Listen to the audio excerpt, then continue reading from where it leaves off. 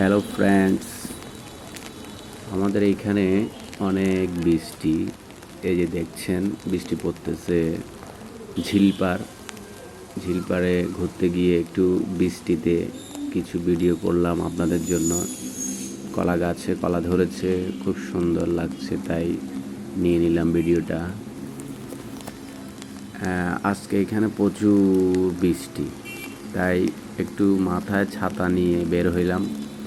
ঝিলপাড়ের ওদিকে গেলাম, গিয়ে একটু ছোট করে ভিডিও করলাম। বৃষ্টিটা পুরোপুরি দেখা যাচ্ছে না ভিডিওতে, যদিও যতটুক সম্ভব হয়েছে ততটুক নিয়ে নিলাম আপনাদের মাঝে। তো বৃষ্টিতে হেঁটে হেঁটে ছবিগুলা ভিডিওটা করলাম। কেমন হয়েছে জানি না। বৃষ্টিতে হেঁটে হেঁটে কিন্তু ভিডিও করার মজাই আলাদা, যদিও ভিডিও তো দেয়াই লাগবে, তাই বৃষ্টি হোক আর যাই হোক একটা না একটা ভিডিও করে আপনাদের সামনে দিতেই হবে ফেসবুকের নিয়ম অনুসারে।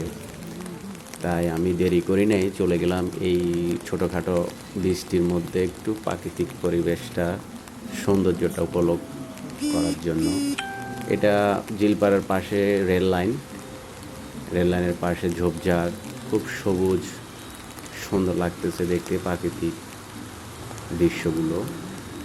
এই যে বড় বড় গাছ, পানি দেখছেন, পাশেও কিন্তু প্রচুর পানি।